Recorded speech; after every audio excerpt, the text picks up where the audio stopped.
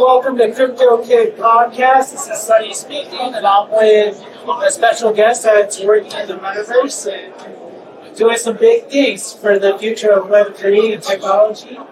So why don't you give a quick introduction about yourself and how you got into the space?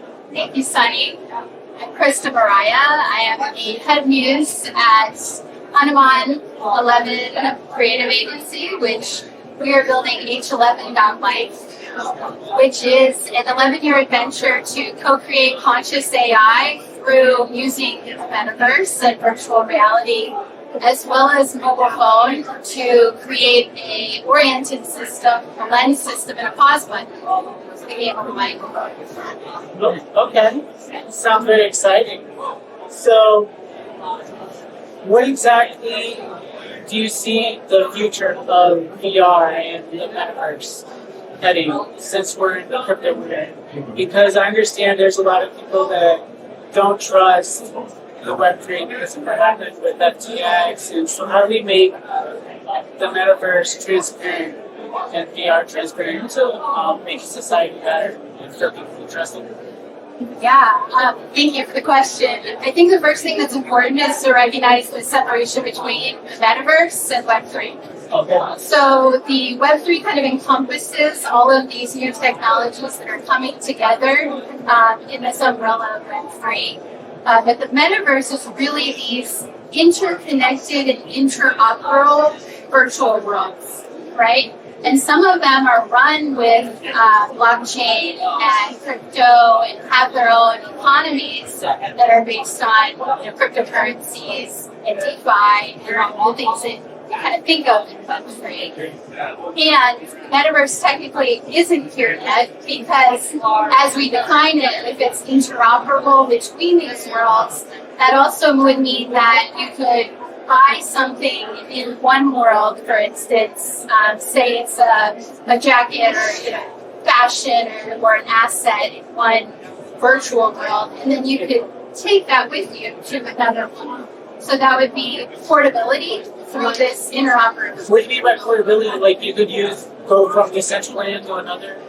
Exactly. So you could have maybe your character, your persona, your avatar in Decentraland, and then take them with you to Spatial or Engage or other platforms that you're interacting in this metaverse. So you think Ready Player One, right? That's a great example where you've got this whole interconnected world, and it's essentially this other version of reality. So that's kind of where I see us going, is that in the future, everyone will be able to have their own virtual world, their own avatar or avatars or digital twins. You could have your avatar digital twin working in your virtual world.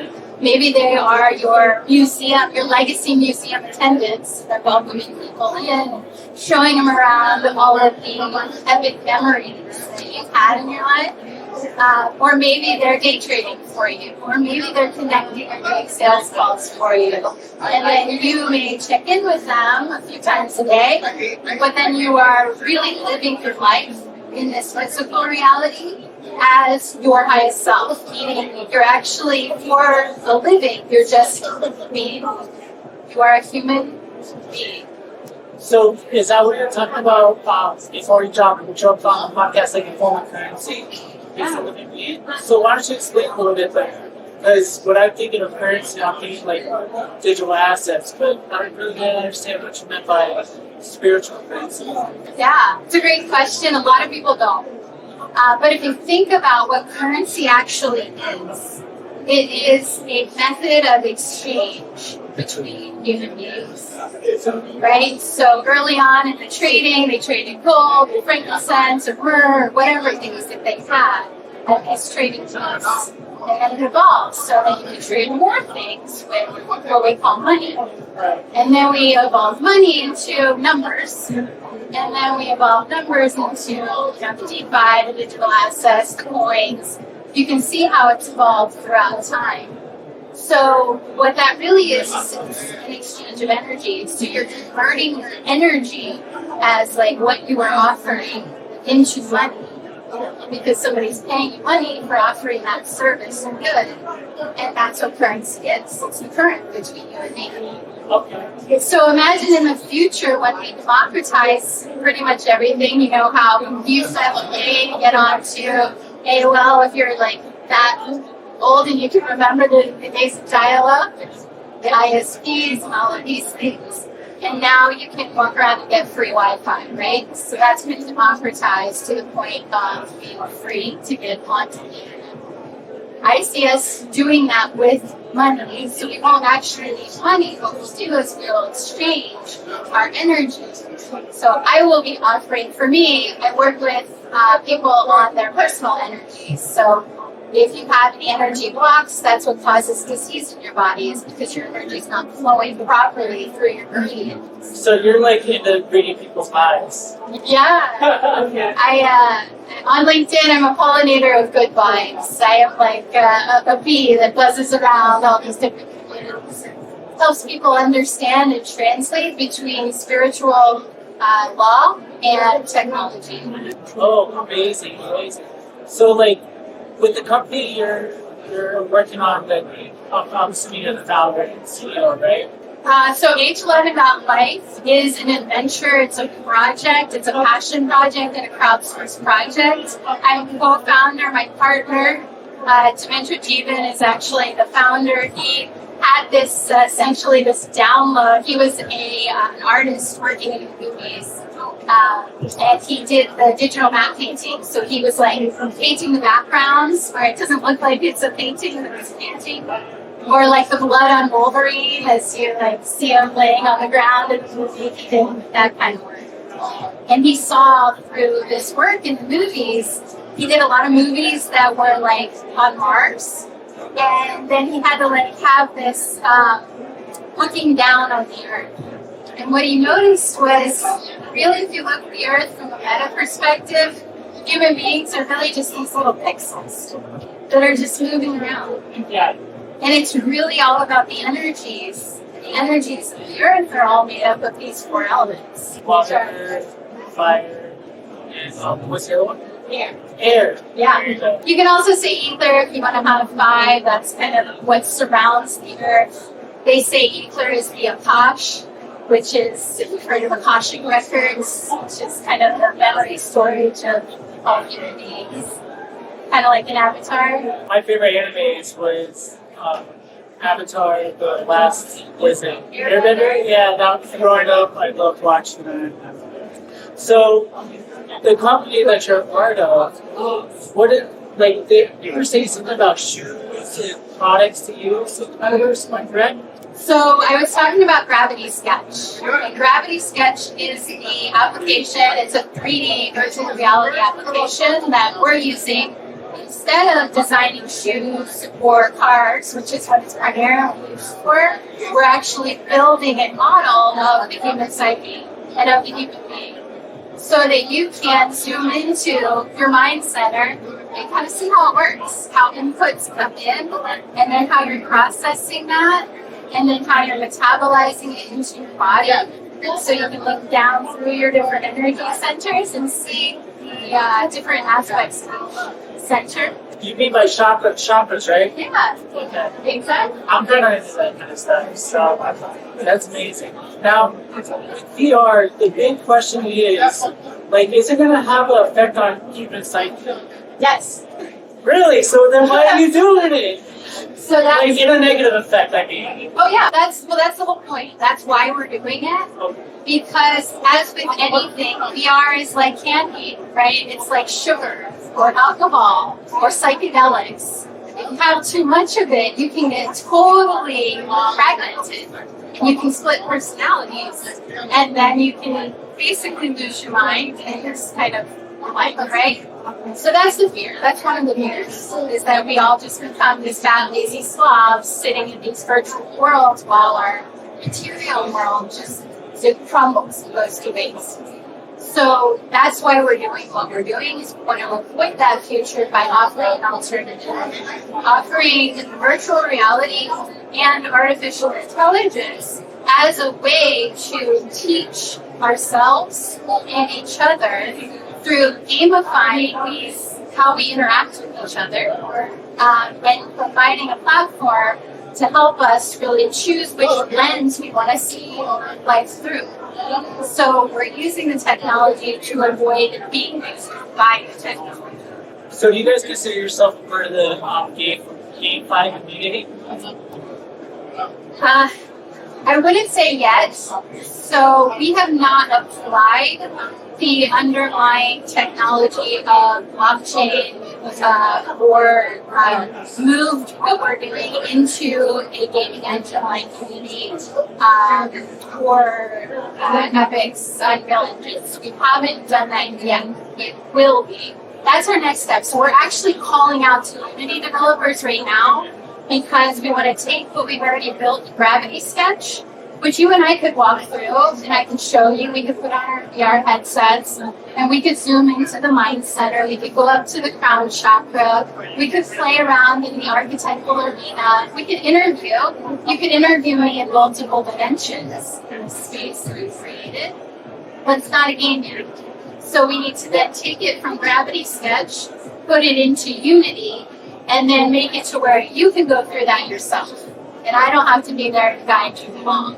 So that's the next step in our process to get to helping people build their own virtual identity. All right, so what do you think the plan is for the next 5 years for the metaverse? So we're at a conference called Quantum. How much do you know about quantum computing? Honestly, I'm probably considered an amateur to other people that are here right now. That's okay. Everybody's amateur when it comes to quantum computing, I think. For 99.9% humans are. Yeah, I'm still working on my baby steps. Yeah. I'm not running, but how about you? So you asked about the next 5 years. I actually started a podcast. We did one interview I interviewed the CEO of a quantum entropy company. We talked about quantum entropy. They essentially help banks prepare themselves for when quantum computing comes mainstream. So if you've read, there's a book called The Future is Faster Than You Think by Peter Diamandis and Stephen Kotler. They also wrote Abundance and Gold, which are really good books for listeners to read and get up to speed. But things are going to be drastically different than they are today because of quantum computing, AI, virtual reality, obviously crypto, DeFi, all of these things. We're essentially going into Web3 right now. Most people are still in Web 2. Some are kind of 2.5. Some are all in on 3. We're actually looking at Web 4.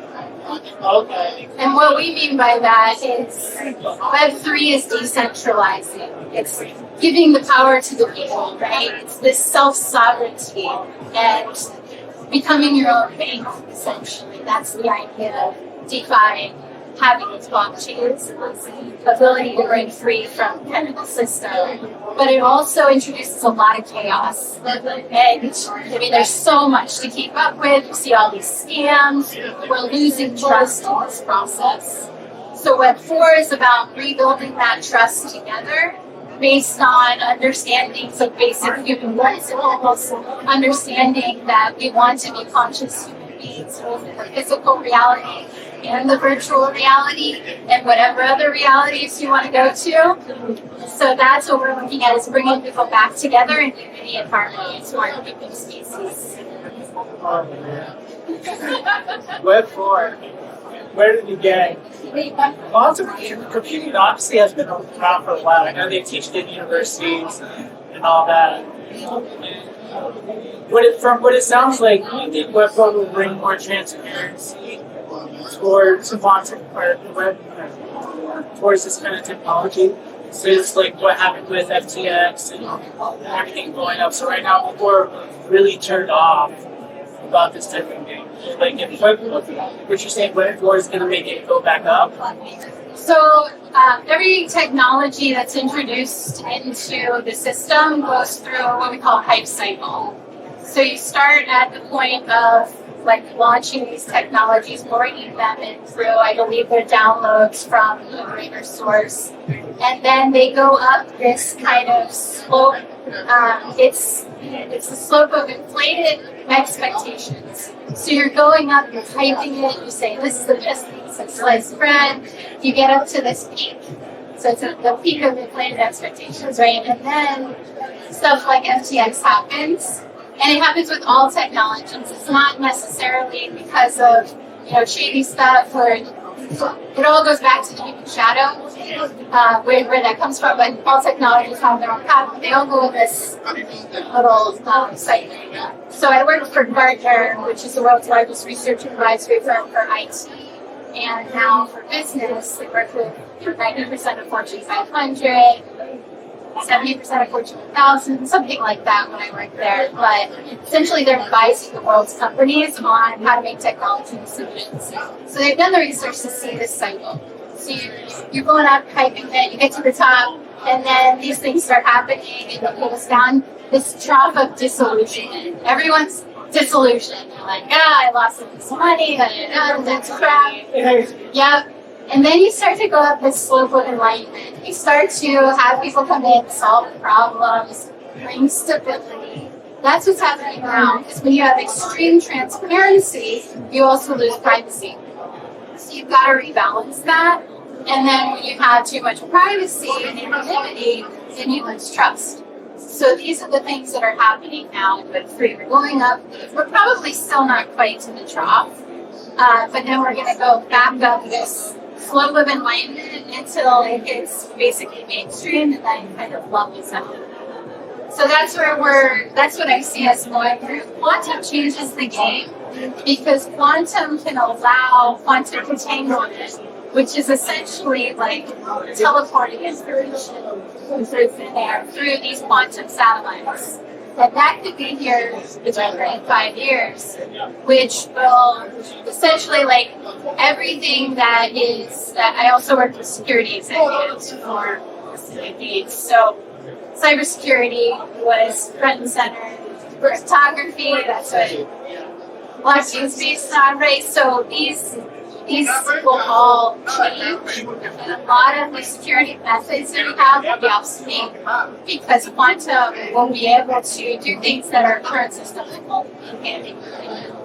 So it's going to be another wild, wild west again, and that's why it's so important for us now to have our orientation of, do we want to stay on Earth, or do we want to go into space?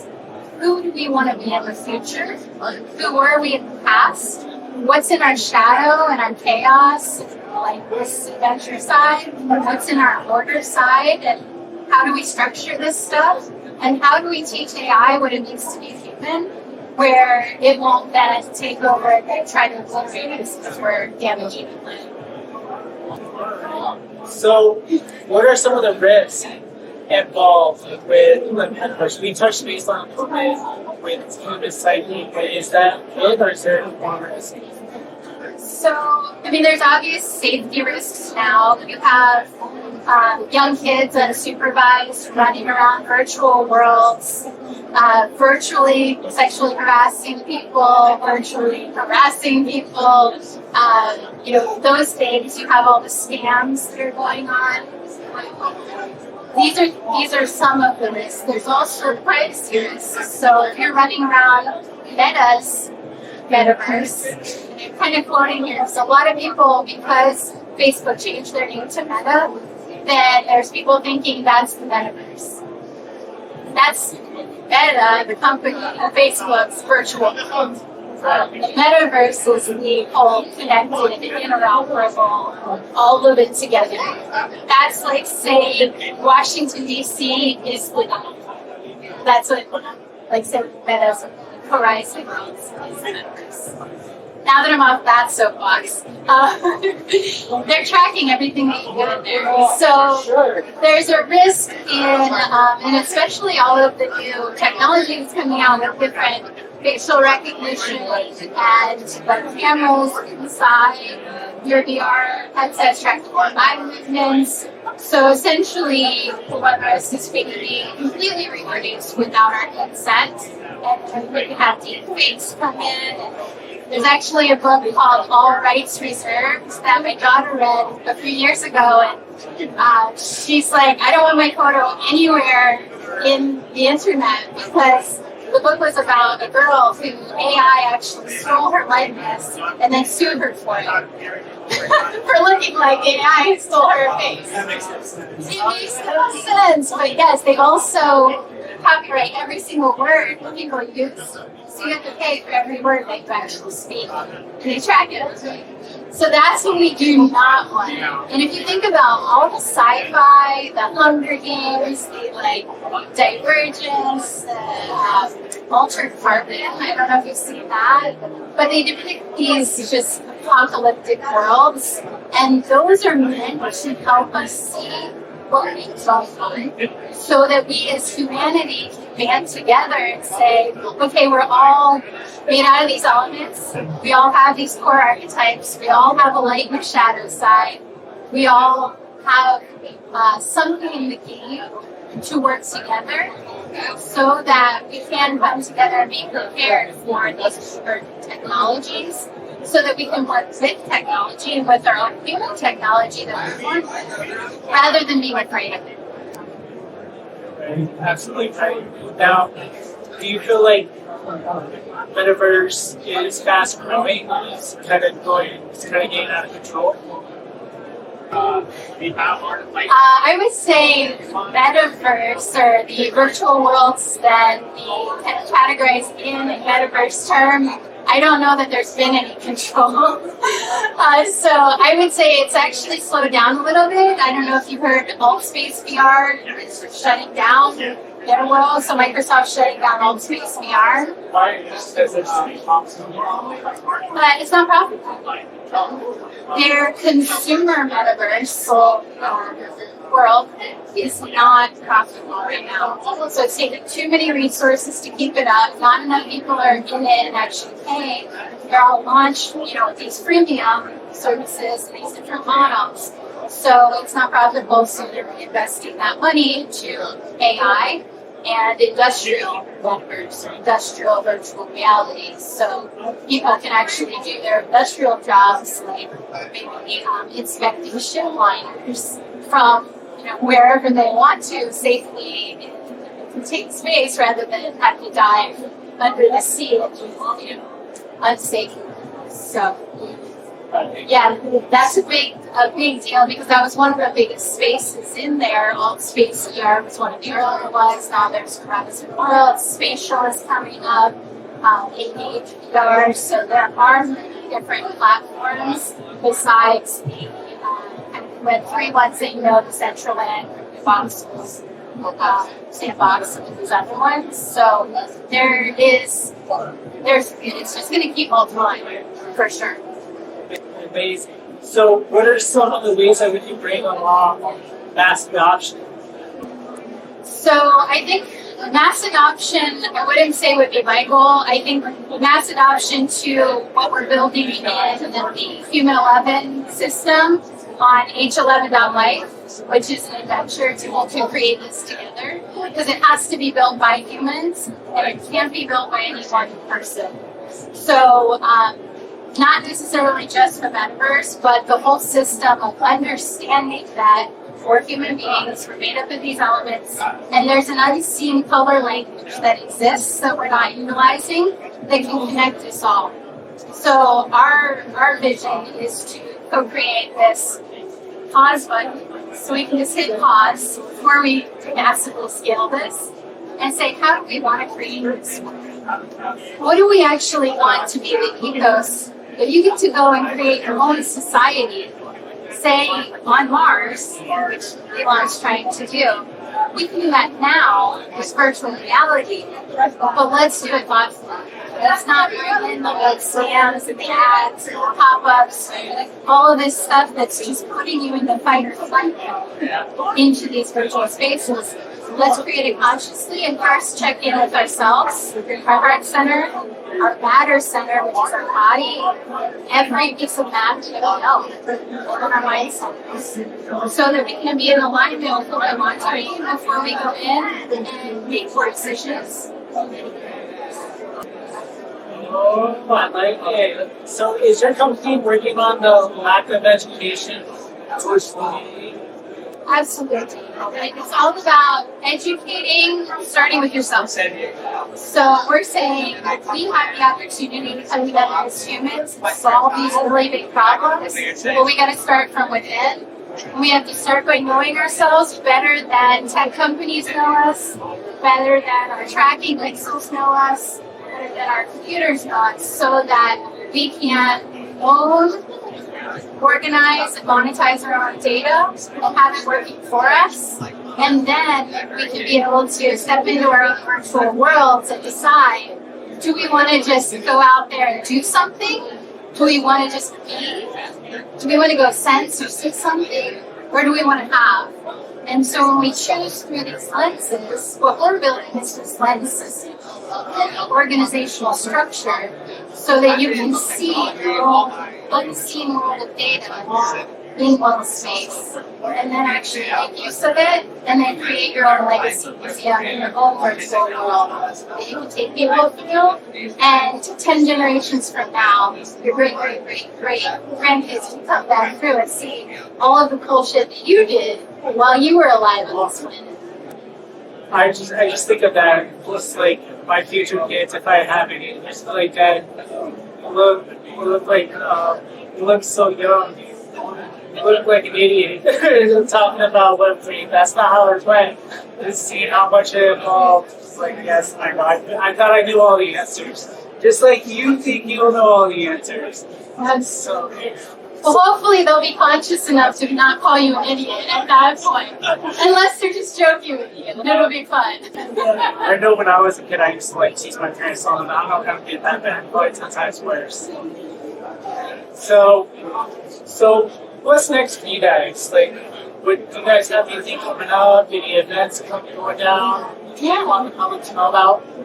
Thank you. Yes. So we launched the Human 101 Club on 11/11/22. This is kicking off an 11-year journey. It's an adventure. So we meet every month on the 11th from 11 to 1. Keep it really simple here. And so we're looking for people to join the club. You can join for as little as $1 a month.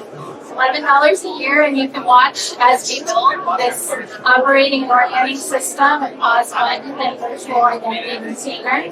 Or for $11 you can join, and you can actually participate in building it, and then it goes up from there. But the idea is to crowdfund, crowdsource, co-create the system, the content, and the games.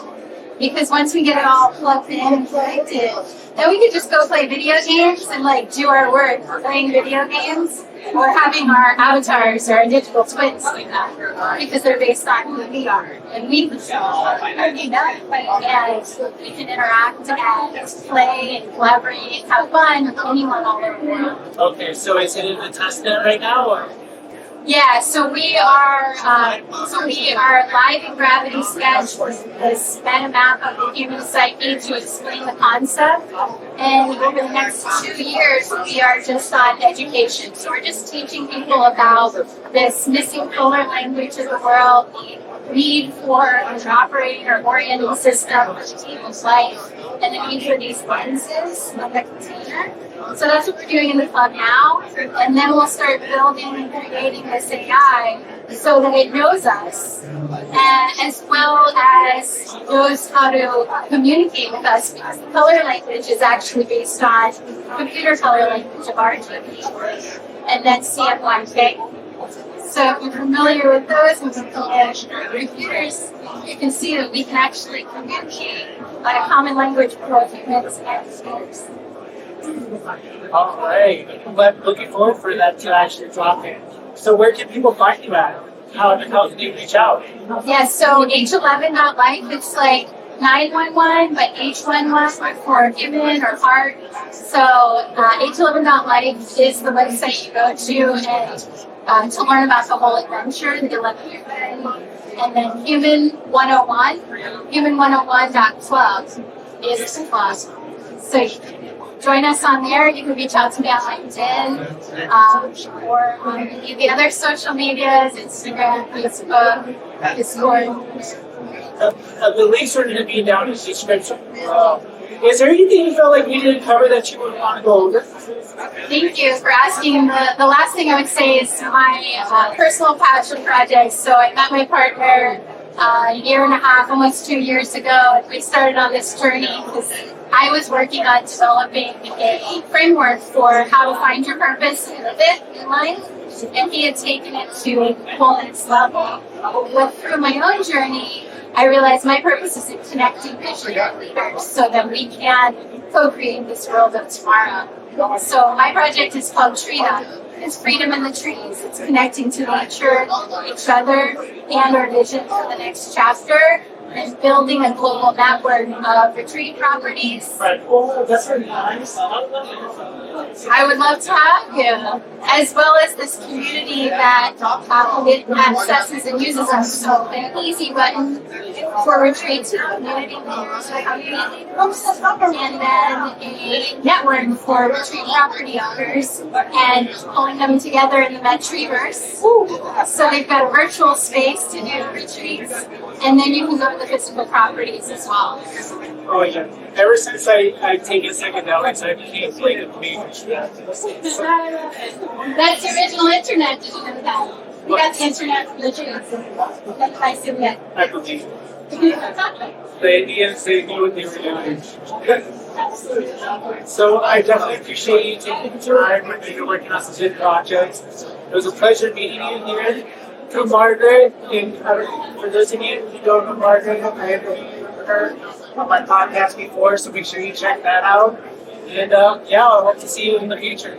Awesome. Thank you so much. You're welcome. Take it easy.